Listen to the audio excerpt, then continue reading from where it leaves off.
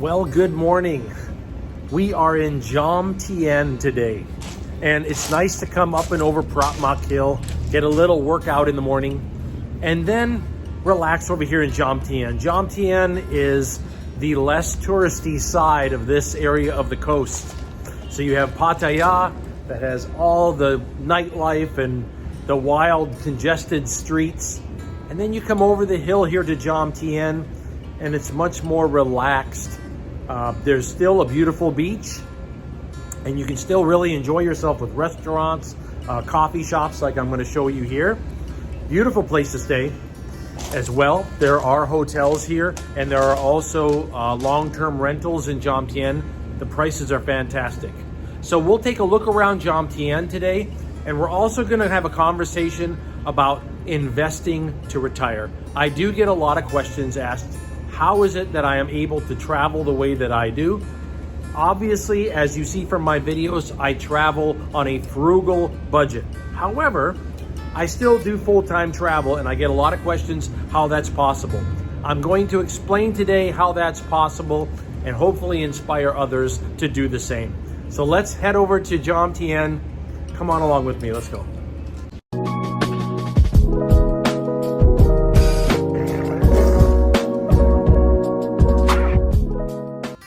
Starting my day on Pratmak Hill. This is just like a good workout. There are pull-up bars here, but it's just like a Stairmaster going up and over this hill. But it's the way to go from Pattaya over to Jomtien. Jomtien is a beautiful beach, and it's just not as crowded. Today was a windy and blustery day. Not uncommon, of course. I still enjoyed it and had a wonderful walk down Jomtien Beach. But for us to have our conversation, I'm going to head over to Arome. This is a wonderful coffee shop here in Jomtien. They have strong Wi-Fi, you can get work done, and it's just a nice place to go and grab an iced coffee. Once we get the coffee, we'll head out back where there's a nice courtyard and we'll chat some more.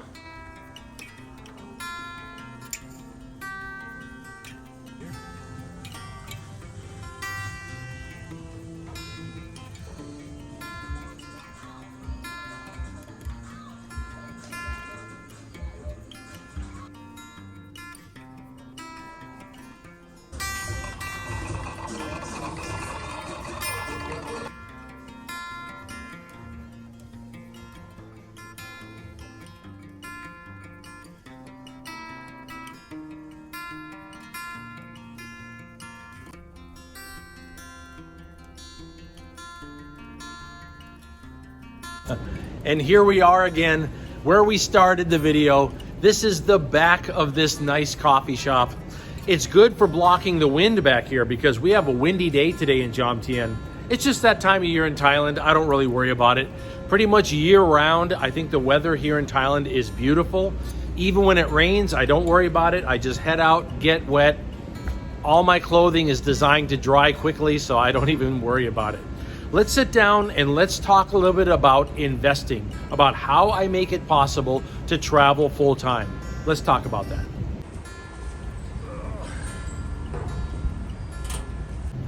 I get asked about finances, about how it's possible to travel full time.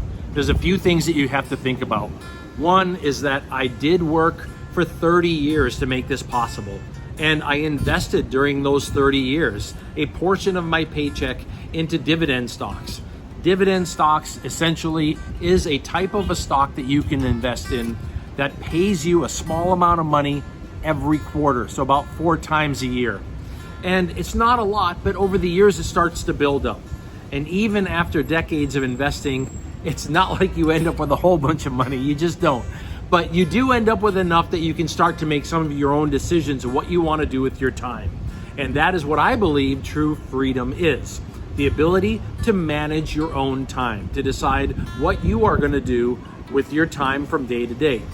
For me, I decided to sell everything I have, invest everything, and travel the world. And that's what I'm doing. I'm going to talk a little bit to you about what I invest in. And again, I'm not giving any type of advice. I want you to take this information, listen to other people as well, and make your own decisions. But I do want to offer you what I am doing because there's no secret in it. It's something that anybody can do, and it's simply something that takes consistency. Every paycheck that you receive, you put, say, 10% of it into dividend stocks, and you do that throughout your working lifetime until you decide to retire. That is not too complicated. Let's talk about what I invest in. One thing that I don't invest in is retail. I don't like to invest in things that are sold to people because I think that they can easily be collapsed by just bad press or one product line that falls apart. Or if it's an entertainment company, one television series or one movie that collapses and the stock can collapse. I like to invest in foundational stocks. And let's see, what are those? Utility companies like electricity and water. And I also believe that cell phones are essentially like a modern day utility, okay? I like to invest in industrial metals. I like to invest in copper and nickel and the metals. The reason why I like that is because they are used to build everything. It doesn't really matter what the economy is. It doesn't really matter what's happening with one particular sector. Everything requires bulk metal to build infrastructure, to build buildings, and to manufacture products.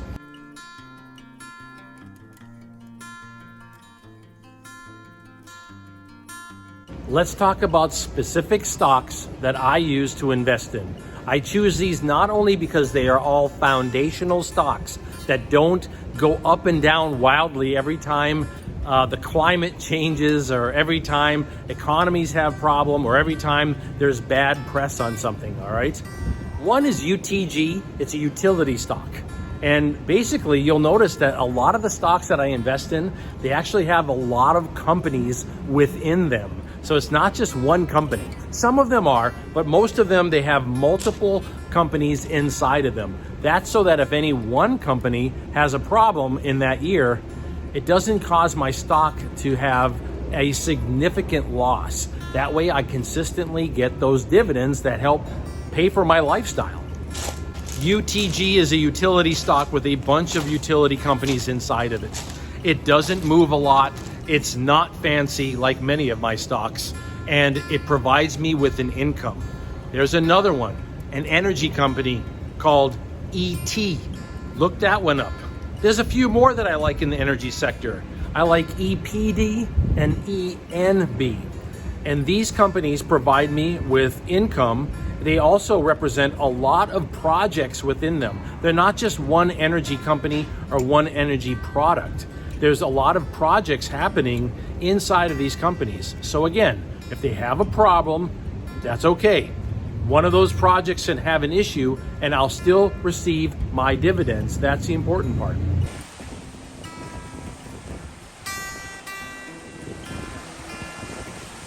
I talked about industrial metals. One stock that I enjoy investing in is called PIC.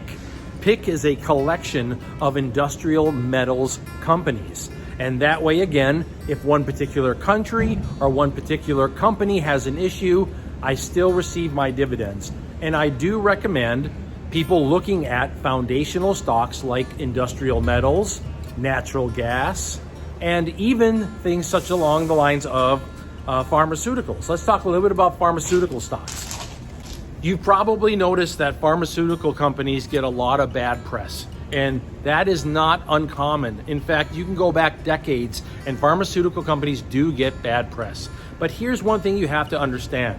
Pharmaceutical companies are constantly in research and bringing out product lines that are planned for 5-6 years down the line as to what they're going to research, develop.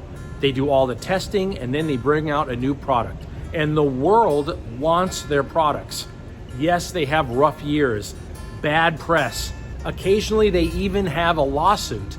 But I do like companies like Pfizer and Merck that have proven to me that they consistently bring out good products over the years and give me a sweet dividend.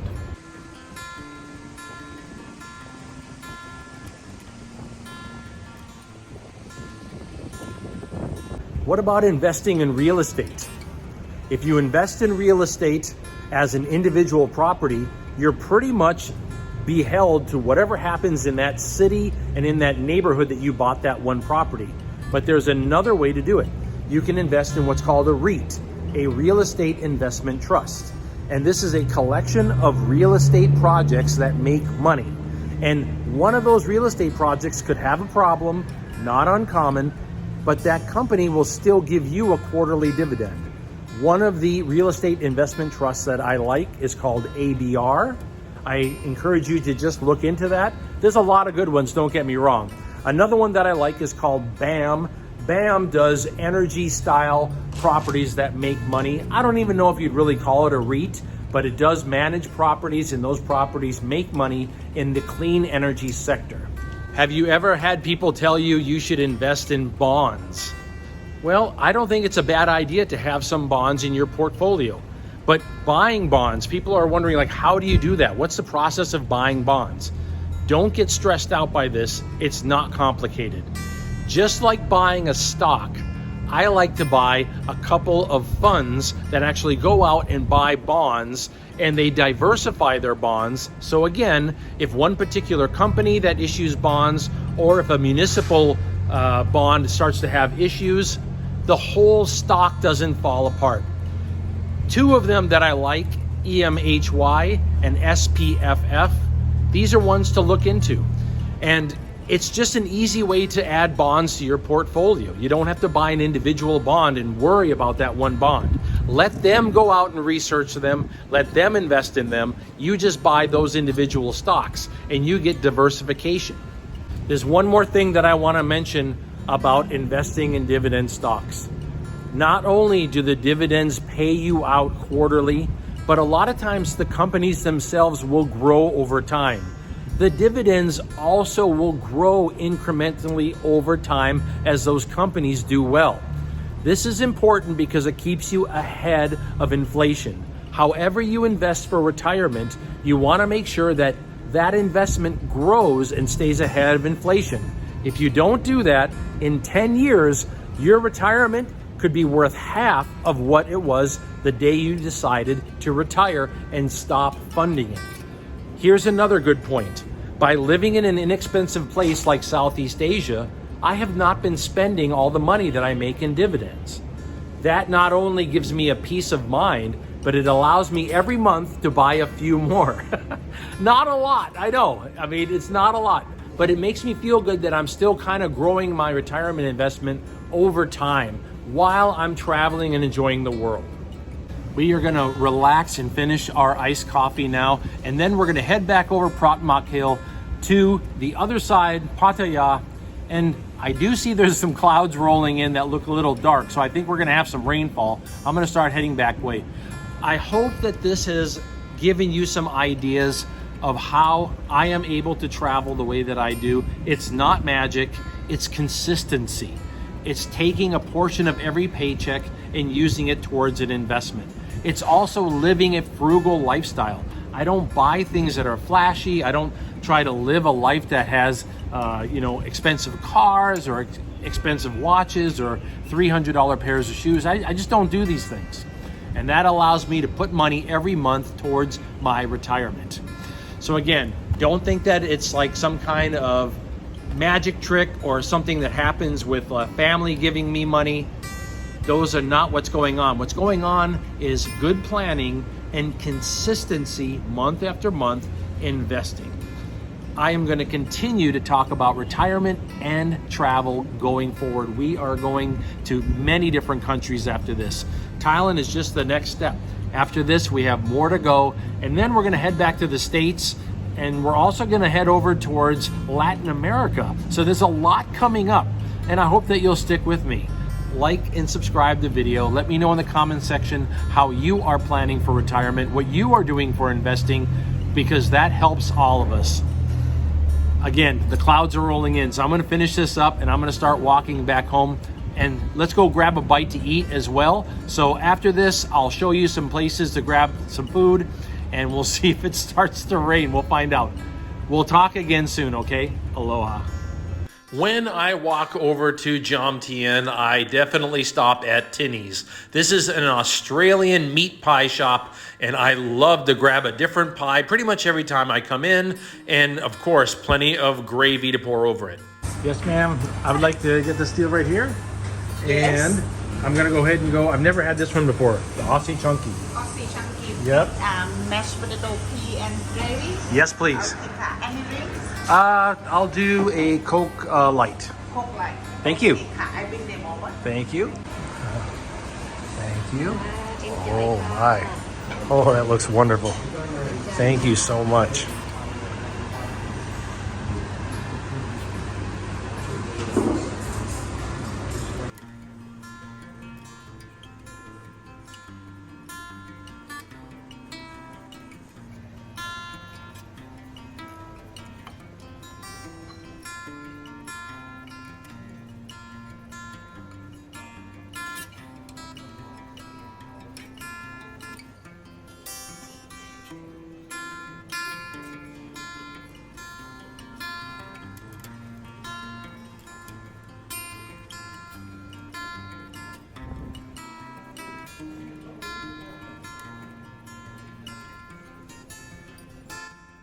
As it started to rain, I decided to do more indoor things. So let's get a 2-hour Thai massage. This is a head to toe Thai massage. And yes, she will climb up and actually put all her body weight on me. I tried my best to capture a little bit of footage, including when she got up on the table here. And so let me see how that turned out. But it is a life-changing experience. I try to get one of these massages every week, a 2-hour Thai massage. It really helps with my nerve pain and with other muscle pain issues that I have. Here she is walking on me, and this will cost about 600 baht for 2 hours.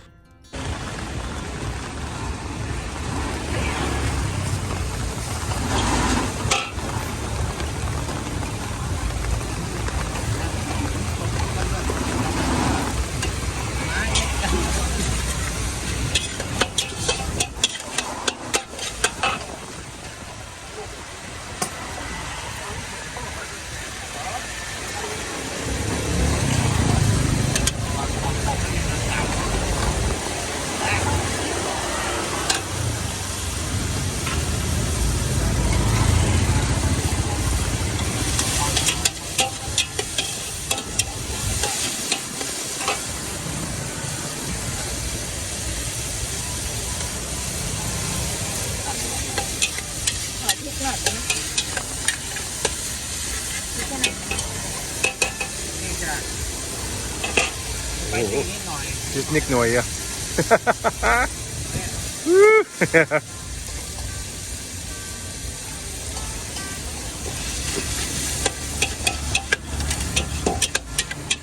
Oh, that smells so good. Wow.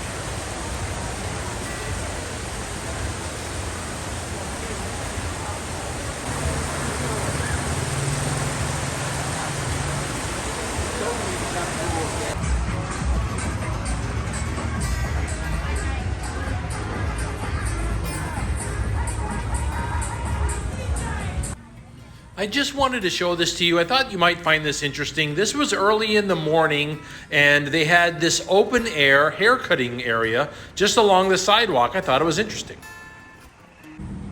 just when you thought it was safe, the mad dog of Protmock Hill is waiting for you, lying in wait, vicious.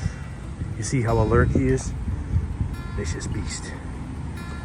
And right here we got the backup, the vicious beast of Protmock Hill, the mad dog of Protmock Hill, lying in wait.